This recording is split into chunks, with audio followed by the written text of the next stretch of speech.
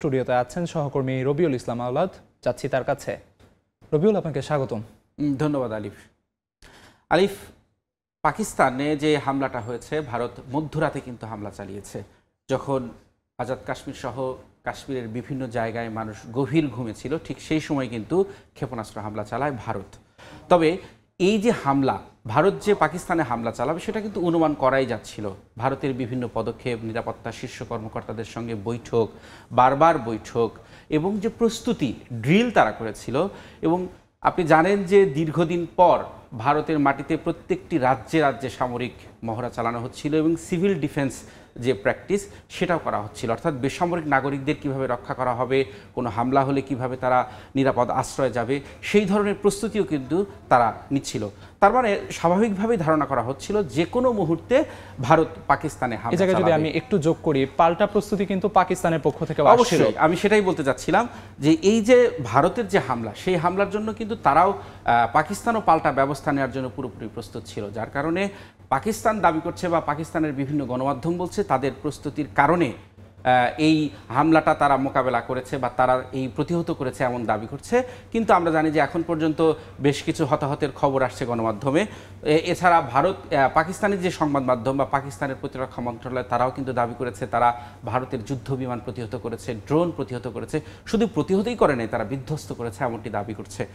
এই যে এই পরিস্থিতির পরে কিন্তু এখন ভারতের হামলার পাল্টা জবাব হিসেবে পাকিস্তান কী ধরনের পদক্ষেপ নিতে পারে, কি ধরনের ব্যবস্থা গ্রহণ করতে পারে, এইটাই এখন অপেক্ষায় রয়েছে। এর মধ্যে কিন্তু তারা উচ্চ পর্যায়ের বৈঠকেও বসেছে।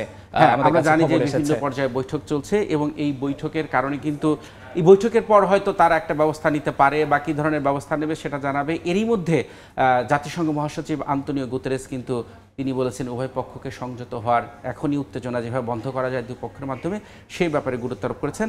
তবে মার্কিন প্রেসিডেন্ট ডোনাল্ড ট্রাম্প তিনি কিন্তু এই হামলার বিষয়টাকে খুবই লজ্জাজনক হিসেবেই বলেছে যে এই ধরনের হামলা। এবং এখন পর্যন্ত আমরা যেটা জানতে পারছি যে পাকিস্তানের পাঞ্জাবে জরুরি অবস্থা জারি করা হয়েছে। পাল্টা হামলা জম্মু কাশ্মীরে হামলা চালিয়েছে, সেখানে 3 ভারতীয় নিহত হয়েছে বলে বিভিন্ন গণমাধ্যমে খবর এসেছে। আলিফ, আমরা এই বিষয়ে আরও বিস্তারিত আলোচনা করব, তবে আমাদের সহকর্মী সুব্রত আচার্য তিনি কিন্তু কলকাতায় রয়েছেন। আমরা একটু তাকেও যুক্ত করতে চাই, তার সাথেও আমরা কথা বলতে চাই। সুব্রত, এই যে হামলার পরে ভারতীয়দের কি প্রতিক্রিয়া, সে বিষয়ে একটু আপনি যদি আমাদেরকে জানান। রবিউল, আপনাকে ধন্যবাদ। আপনি সুন্দরভাবে আমাদের দর্শকদের বলছিলেন আপনার দিক থেকে। আপনারা জানেন যে পায়েলগাঁও এই হামলাটা হয়েছিল এবং যে হামলাটি বেছে বেছে শুধুমাত্র একটি ধর্মীয় যারা অধর্মাবলম্বী তাদেরকে বেছে বেছে মারা হয়েছিল এবং অধিকাংশই আপনি জানেন যে হিন্দু ধর্মের মানুষ এবং সে কারণেই সম্ভবত আজকের যে অপারেশনটির নাম দেওয়া হয়েছিল সিঁদুর। কারণ আপনি জানেন যে যাদেরকে মারা হয়েছিল তারা পুরুষ এবং প্রত্যেকেই সস্ত্রীক সেখানে গিয়েছিল।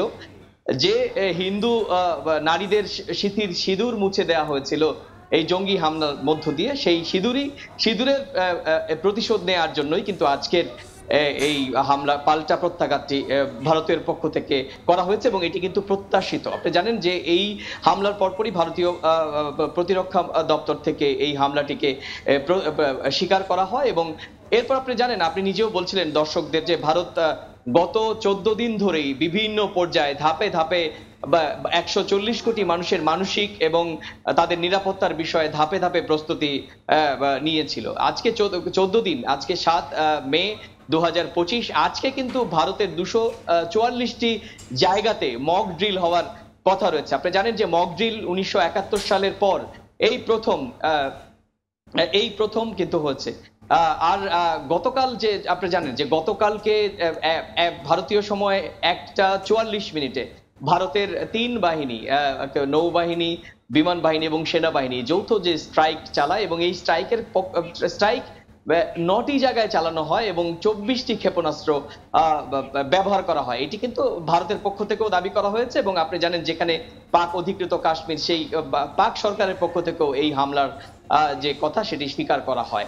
এবার আপনি যেটা বলছিলেন যে এরপর আমাদের প্রিপারেশন কিরকম হবে, ইতিমধ্যে উত্তর ভারতের রাজ্যগুলোর বিমানবন্দরগুলোতে বিমান ওঠানামা সীমিত করা হয়েছে।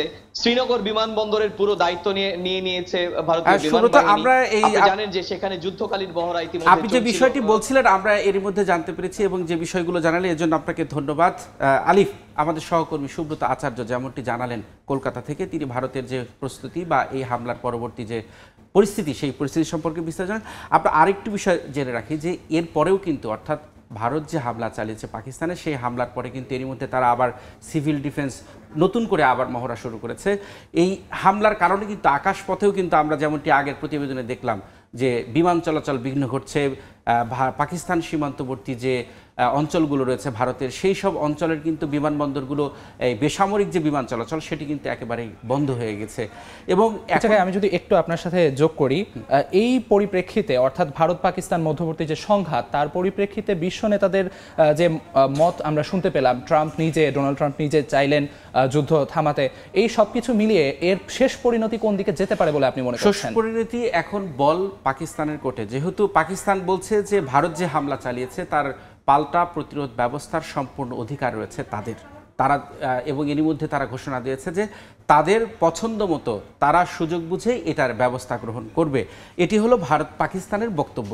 আরেকটি কথা যে বিভিন্ন দেশ এখন পর্যন্ত প্রতিবেশী যে চীন রয়েছে, চীন কিন্তু এখনো এই বিষয়ে হামলার বিষয়ে এখনো কোনো মন্তব্য করেনি। তবে এর আগে বিভিন্ন সময় তারা কিন্তু পাকিস্তানের পাশে দাঁড়ানোর কথা জানিয়েছে। তবে দুই দেশের মধ্যে আলোচনার মাধ্যমে উত্তেজনা কমানোর কথা বলেছে ইরান এবং ইরানের পররাষ্ট্রমন্ত্রী আজকেই ভারত সফর কথা রয়েছে, আমরা বিভিন্ন গণমাধ্যমে দেখেছি। এই অবস্থা এখন রয়েছে। তবে পরবর্তী পরিস্থিতি কোন দিকে যায় সেটি আসলে দেখা যাবে পরবর্তীতে পাকিস্তানের পদক্ষেপের।